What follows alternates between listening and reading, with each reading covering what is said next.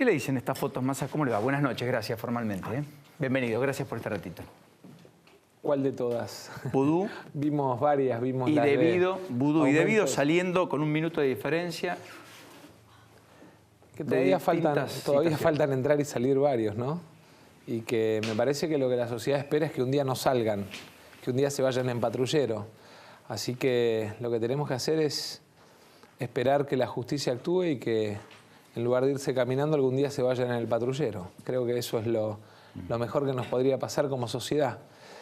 ¿Ve una justicia más activa? Veo una justicia que por momentos, sobre todo lee bien los tiempos políticos y entonces por momentos genera hechos que conmueven y después por ahí se va a dormir un rato. La justicia federal es una justicia que me da la sensación que mira mucho los tiempos políticos y eso termina generando algún nivel de descrédito o de dificultad frente a la sociedad. Tenés 72 causas de funcionarios del actual gobierno que están dormidas, que están planchadas. 72. 72. Tenés causas como, por ejemplo, la manipulación y mal uso de los fondos del ANSES. Cuando en la Argentina tenés a los jubilados cobrando migajas y cuando está planteada en el Congreso la discusión de la distribución de la ganancia del fondo del ANSES entre los jubilados. Me parece que es fundamental que le contemos a la gente que ANSES el año pasado ganó 211.000 millones de pesos y que esa plata, en lugar de ser distribuida entre los jubilados, se colocó en el fondo de un ministro en Miami, por ejemplo. ¿Cómo en el fondo de un ministro en Miami? En el fondo de un ministro Axis, en el fondo de un ministro del actual gobierno, que es su fondo en Miami. O ¿De qué ministro? ¿Caputo? De Caputo, claramente. O que hay una causa que investiga... ¿Es grave? Sí, claro. Porque es el que maneja el financiamiento argentino. Está denunciado, es miembro del comité, además del fondo.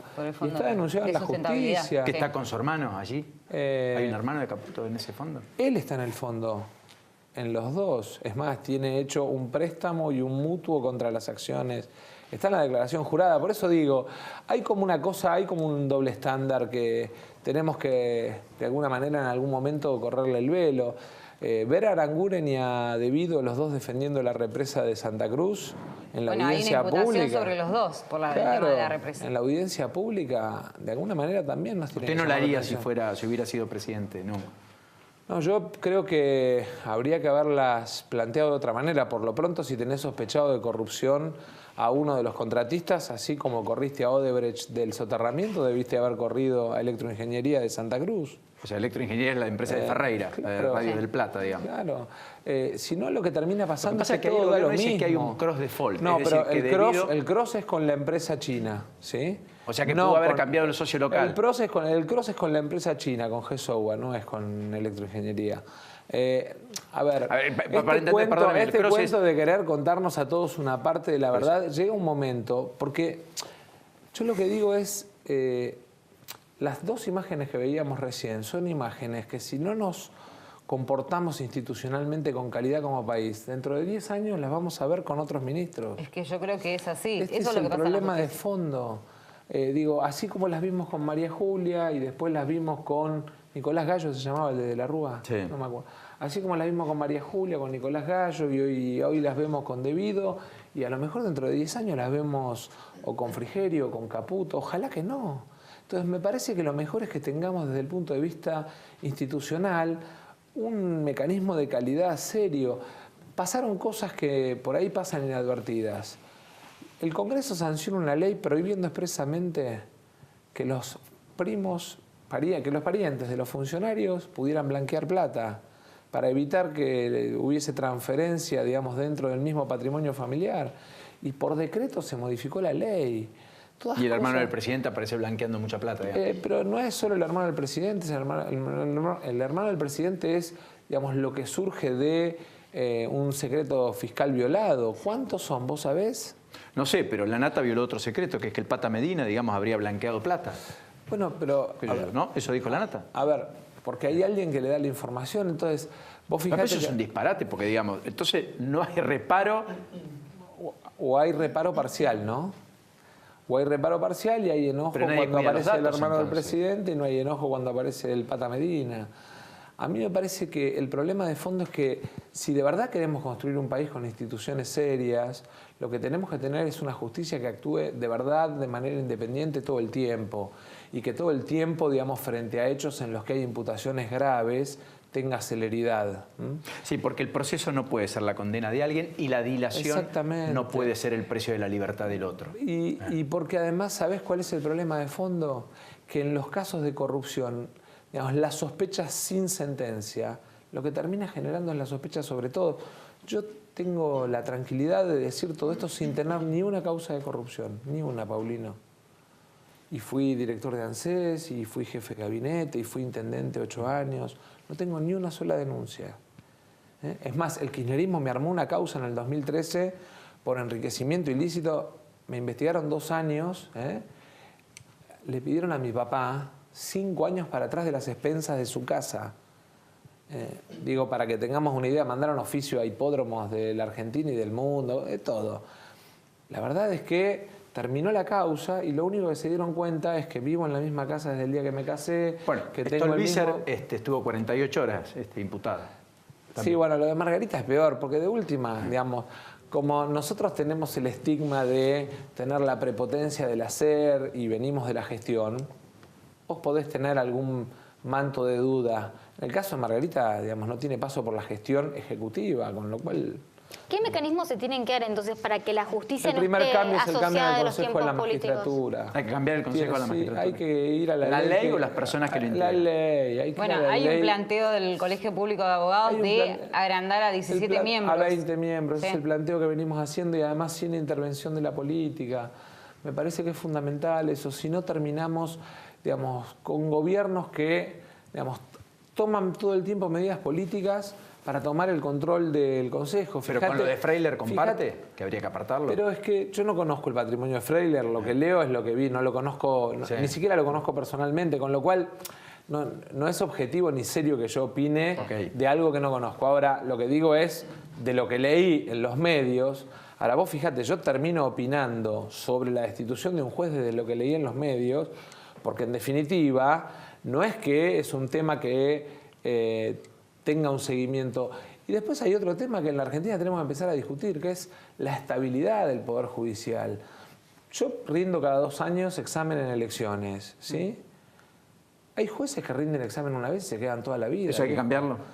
Pero por lo menos tenés que tener un mecanismo cada 5 años de control o de revisión de la estabilidad sobre la base de las acciones. Hay tipos, y olvídate de la justicia federal ahora, hay tipos que, digamos, los llaman para un allanamiento por drogas y se toman 72 horas para resolver. Sí, o dicen no me moleste esta mañana. Hay jueces en la provincia de Buenos Aires que te dicen que en realidad el delincuente es víctima de la sociedad y los liberan porque son víctimas de la sociedad y lo escriben en los fallos. Algo más simple y más complejo. Son animales que viven ajenos Jueces de familia a lo que que le agarran pasa. un expediente y al menor lo tratan como esto, un papel. No quise meterme en ese tema para que no pensara que me estaba metiendo en un tema suyo personal. Le puedo dar 100 casos de familia. Adopciones pendientes. Terrible. Pibes que no tienen familia. Entonces, lo que digo es, el desafío que tenemos si queremos construir un país en serio es que los 3 poderes sean serios. Y para construir un país en serio y que los 3 poderes sean serios, es clave que todos tengamos el control por oposición. Entonces, que cada 5 años revisemos si cumple con los procesos, si cumple con los tiempos procesales. No está mal. No está mal y no significa afectar la estabilidad que el juez debe tener, por ejemplo, para opinar frente a los temas que son patrimoniales, que necesitan de determinada estabilidad, o para los temas que son penales. O dotar de mayor estructura, infraestructura, poder permitir la digitalización. Pero pongámosle toda la tecnología. Online. Ahora, necesitamos una justicia que esté al lado de la gente y con tiempos, digamos, online, en el mundo del online, en el mundo de la inmediatez. La justicia no se puede tomar 10 años para resolver cosas. Massa, ¿coincide con el gobierno en esto de ponerle una duración al mandato de Gil Carbó, el procurador?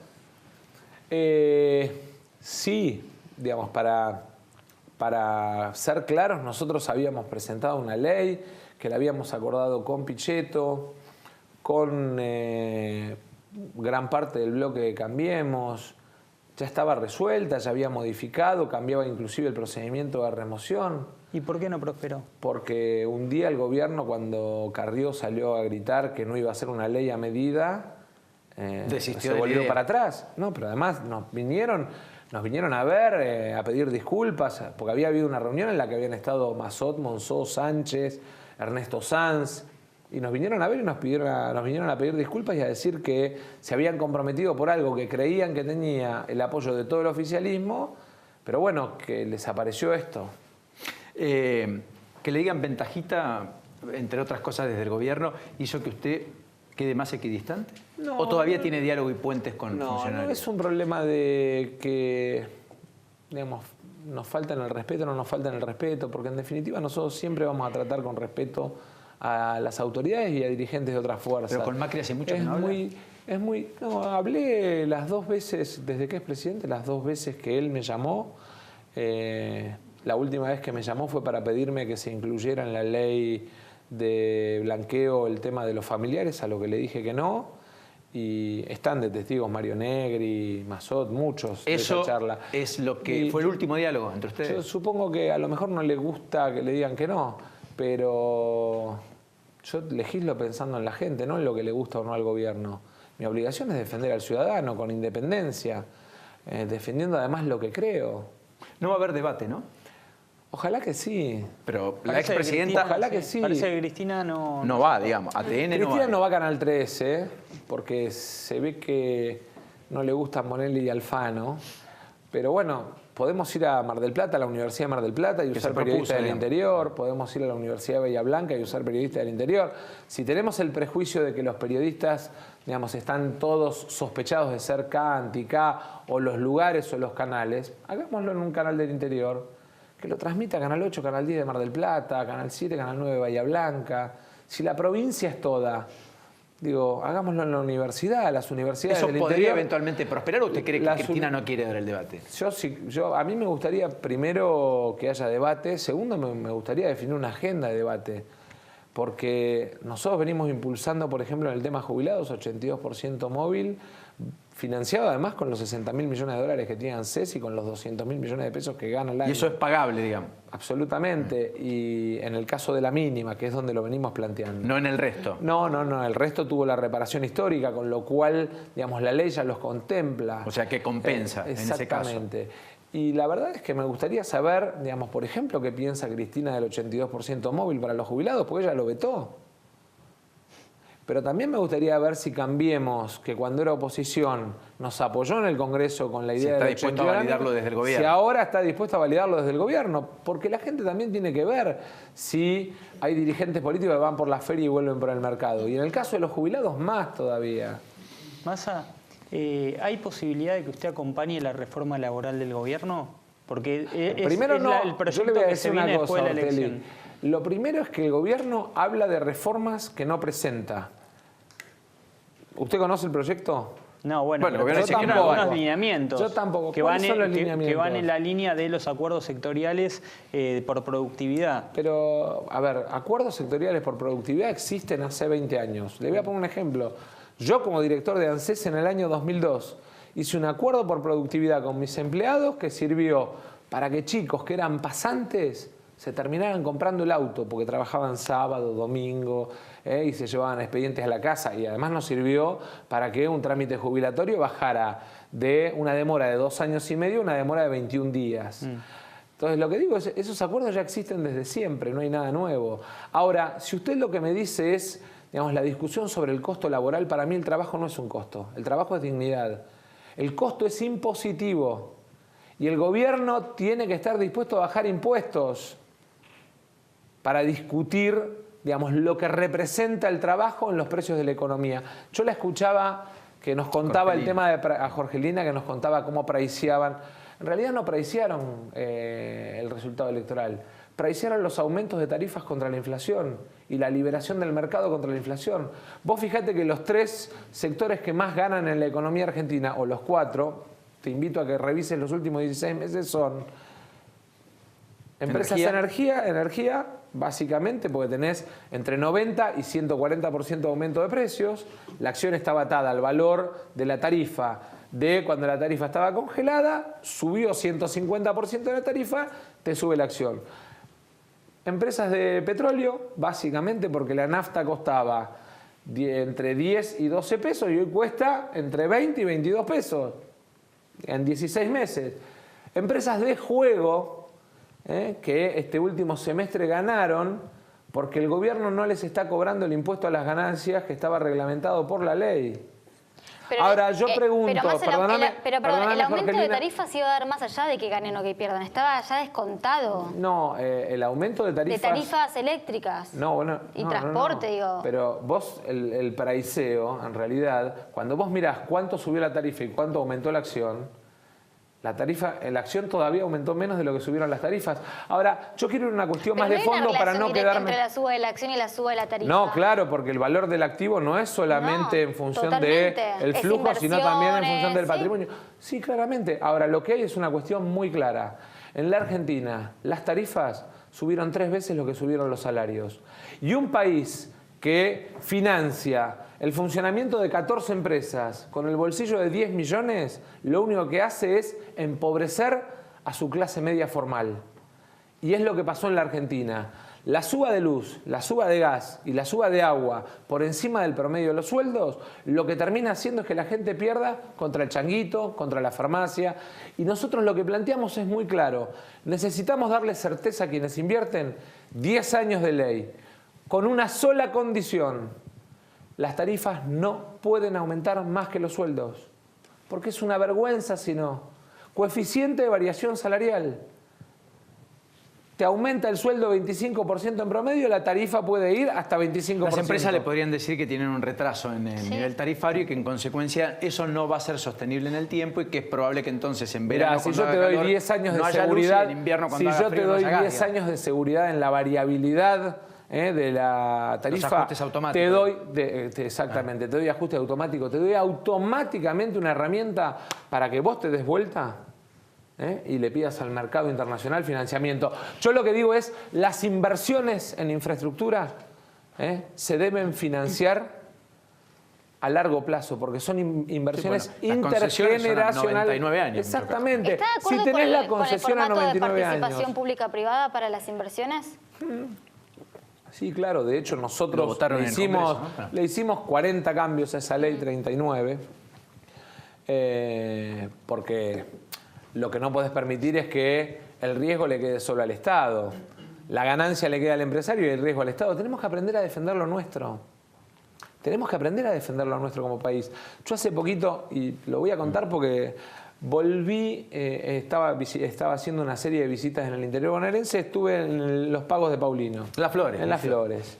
Y estuve visitando 2 empresas, ¿no? Una Coperjus. Una Coperjus y la otra no es una empresa, es una cooperativa, que es una cooperativa que se dedica al tema textil. Correcto. Y yo cuando salí lo llamé a Paulino y le dije, loco, tenés que defender esto. Porque estás hablando del laburo de la gente que labura en tu ciudad, en tu pago. Tenemos que aprender a defender el trabajo argentino y no solamente mirar si hay una buena o mala noticia en un medio internacional. Quiero decirle que el jueves se lo pregunté al ministro Villegas al aire, y el viernes hubo una reunión y hay un principio de acuerdo. La situación es muy delicada por las importaciones. Claro, es delicada. Porque perdieron ecuación de costo de negocio. Pero ¿sabés cuál es el problema de fondo, Paulino? ¿Sabés cuánto termina saliendo? ¿Sabés cuánto sale una zapatilla? Perdón que dé la marca. All Star, ¿sí? Salida de la fábrica, que la compra un trabajador de Coperjus en Las Flores. ¿Cuánto sale? 350 pesos. ¿Cuánto vale en todo deportes? No sé, perdón. Sí, solo deportes. En solo deportes. 1.100 pesos, 1.200 pesos. ¿Cuánto de ese valor de 1.100, 1.200 mangos es impuestos? 50%. 62% del peso, del precio es impuestos. Entonces, el Estado le pide a la gente un esfuerzo que no hace y que no lo hace sobre algunos sectores. ¿Cómo puede ser que la minería, con suba del precio internacional del oro, pague menos impuestos? ¿Cómo puede ser que las LEVAC generen 440 millones de pesos por día de ganancias y que los que ganan 440 millones de pesos por día de ganancias no paguen impuestos a las ganancias? Mientras un laburante por hacer horas extra para limpiar la estación de un baño paga impuestos a las ganancias. 150 millones de pesos por día perdemos. En la reforma tributaria usted lo que cree es que el que más tiene que poner es el Estado. El que más tiene que poner es el que más gana. Empresarios del juego, mineros, bancos internacionales, renta financiera. Se está porque peleando si no con la el clase Círculo media... Rojo y el establishment. No, a mí no me importa, ya me peleé en el 2015 también por este tema. A mí no me pagan la campaña ninguno de ellos, así que gracias a Dios la financiamos con el esfuerzo de nuestros militantes, de nuestros dirigentes. Ahora, tengo la libertad de venir, sentarme y decir lo que digo de cualquiera de las empresas, como lo dije de los supermercados y lo sigo sosteniendo. ¿Cómo puede ser que un producto que sale del Cinturón Verde de La Plata a 32, 33 pesos esté en los grandes supermercados a 100, 102, 104 mangos? ¿Ve un cambio de época cuando los dueños de la salada están presos, cuando el Pata Medina está preso? Sí. ¿Sí o no? Hay una... Porque eso se cobijó en 10, 15, 20 años en la Argentina, digamos. No es de la noche a la mañana. O más, quizás. O más. Algo pasó en el medio, qué sé yo. No está más Melazo. Melazo. El caso de la salada viene desde la época de la dictadura. No es... arranca en la época de la dictadura. ¿Y ahí qué es lo que está viendo? Digamos, que los jueces interpretan cierto cambio de humor, sí, que finalmente hay aire para determinadas cosas. A mí me parece que hay una etapa nueva en la Argentina que tiene, digamos, una lógica que el gobierno interpreta bien en su votante y que la oposición tiene que interpretar, o que tenemos que interpretar bien en los votantes de la oposición, y que tiene que ver con una nueva etapa. Nosotros tenemos que aprender que hacer oposición al gobierno no es solamente decirle que no en un tema, sino además mostrar cuál es el camino alternativo. Que la sociedad está cansada de esta idea de amigo-enemigo. Y me parece que el deterioro de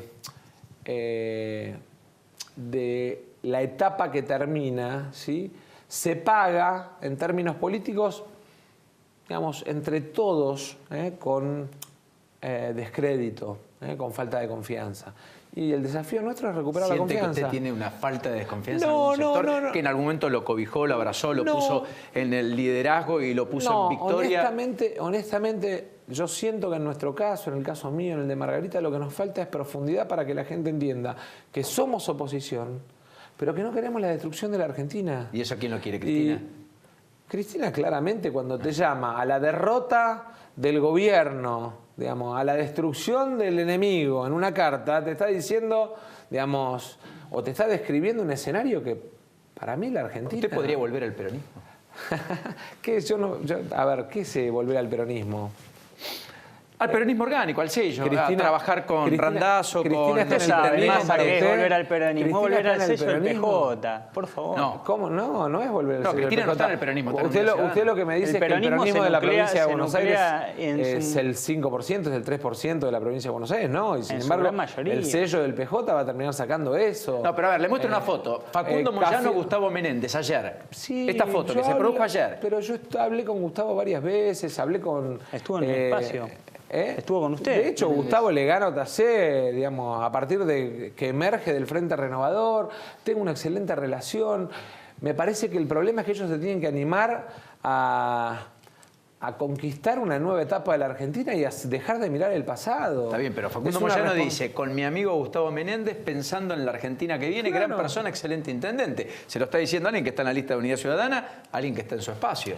Sí, bueno, pero si es por eso, Massa también estuvo con el kirchnerismo y hoy lo veo bastante distante. No, pero esto es hoy. No, pero a ver, a ver, vamos por partes. Lo de Facundo y lo de Gustavo, yo con Gustavo tengo una excelente relación. De hecho, como bien dice Ignacio, es un emergente de los que animamos a ponerle un límite a Cristina. Por eso creo que es un error que él se haya animado en su momento a decirle hasta acá cuando querían llevarse puesto a la Constitución y que ahora vuelva para atrás. Ojalá se anime a ir para adelante y a entender que, digamos, la etapa del kirchnerismo es una etapa del pasado. Con respecto a, digamos...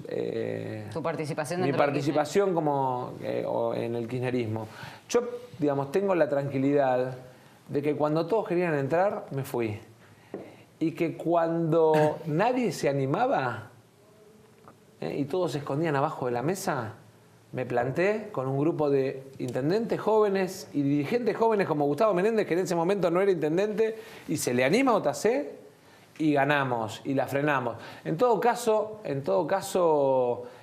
vos fíjate, con Gustavo en Merlo, el error fue mío. que después de haber generado un dirigente fabuloso, emergente de la nueva época, doy vuelta y lo miro a Otaché. Ahí cometo yo un error. Así como creo que él hoy comete un error en darse vuelta y mirar a Cristina cuando en realidad tenemos que mirar el futuro. Ahí admite un error usted. ¿Admite algún otro error? La cantidad de errores. ¿Tenemos hasta las 12 de la noche? No. Otro error fue tal vez haberse pegado demasiado al gobierno en 2015, diciembre de 2015.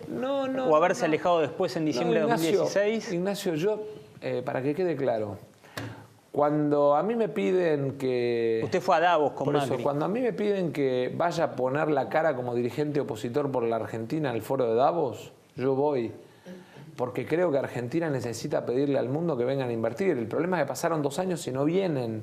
Y no vienen porque el gobierno te dice, mira, si venís a invertir, podés ganar 3, 4, 5%, 6%, depende de la actividad. En las energéticas te pago un precio extraordinario, te doy un contrato a 10 años, pagándote el mega, 70, 80, 100 dólares, digamos, vienen. Pero nadie viene a poner una fábrica de autos, por ejemplo, ¿no? O nadie viene a poner una fábrica de heladeras a la Argentina. Digo, para ponerlo en términos de sectores. Trabajo, generación de trabajo, que es lo que necesitamos como país. ¿Fue a Davos? Ahora, en febrero también fui el que me planté con el tema de la designación de ministros de la Corte por decreto.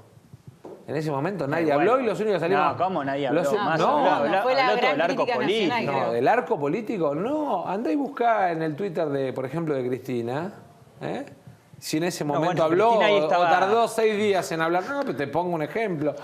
En abril, los que fuimos en decisión administrativa y a la justicia contra el tarifazo, contra el primer tarifazo de Aranguren, fuimos nosotros con Liliana Schwinn como presidenta de la Comisión de Defensa del Consumidor a la cabeza. Yo tengo la independencia que me permite lo que está bien reconocerlo y lo que está mal señalarlo, porque un país se construye así, con diversidad de opinión. No se construye sobre la base de el amigo-enemigo y entonces o sos mi esclavo o sos mi enemigo. Eso destruye. Mirá para atrás la historia argentina, 200 años de historia. Cuando tuvimos sentido común, nos fue bien como país. Cuando nos dividimos y nos peleamos y nos destruimos, nos caímos. ¿Y hoy en qué punto estamos? Y hoy, digamos, hay una idea, sobre todo el gobierno alimenta el amigo-enemigo con la existencia de, miren que vuelve el cuco, vuelve el cuco, vuelve el cuco. Entonces lo que termina pasando es que se genera esa idea de la fractura, que me parece que la tenemos que saltar por arriba y aprender a mirar para adelante. Ese es el desafío de la Argentina. Podríamos quedar hasta las 12. La última de Lourdes. La última tiene que ver con un tema que aqueja a la gran parte de los argentinos, que es la inseguridad. ¿Qué hacemos con la inseguridad? Porque realmente yo veo que las cifras no bajan, Massa. Yo siento... De hecho, aumentó en la provincia de Buenos Aires el delito. Sí, quisiera contarte que sí baja en algunos lugares. Bueno. En Tigre bajó 80% desde el 2008 hasta acá. 86% con la estadística del 2016. En San Fernando bajó 91%. ¿Sigue siendo ¿Te pongo robo automotor? Sí, claro, es un amigo. Mañana vamos a estar inaugurando un jardín. Ah, bueno, vuelven la foto en conjunto, porque Cancelare mostró 3 fotos de Andreotti solo y usted no. Pero no estuvo ni en el lanzamiento de un país, qué sé yo. ¿En qué lanzamiento de un país? Bueno, en el lanzamiento estuvo... Contó Cancelare, esto es amigo. No, Cancelare le gusta, digamos... No me haga hablar de Cancelare, pobre. Que Cancelare... Bueno, está bien, no me haga hablar de Cancelare. Andreotti es aliado suyo. Pero Andreotti es mi amigo, además de mi aliado. Somos amigos está equidistante, bueno. No, es más, tenemos pasado mañana la inauguración de un jardín. El jueves. Y el viernes tenemos la inauguración de una obra conjunta, Tigre San Fernando, histórica. Hablaba de la seguridad. Te decía, en el tema seguridad... Yo lo que invito a la gente es que mire, digamos, la estadística de robo automotor, que es la que no se miente. La que no se miente, nadie deja de denunciar el robo de un auto. Porque por la responsabilidad penal, por la responsabilidad patrimonial o para cobrar el seguro, vos hacés la denuncia. El 2008 hasta acá nosotros tenemos 86% de caída de robo automotor, San Fernando ya tiene 90%.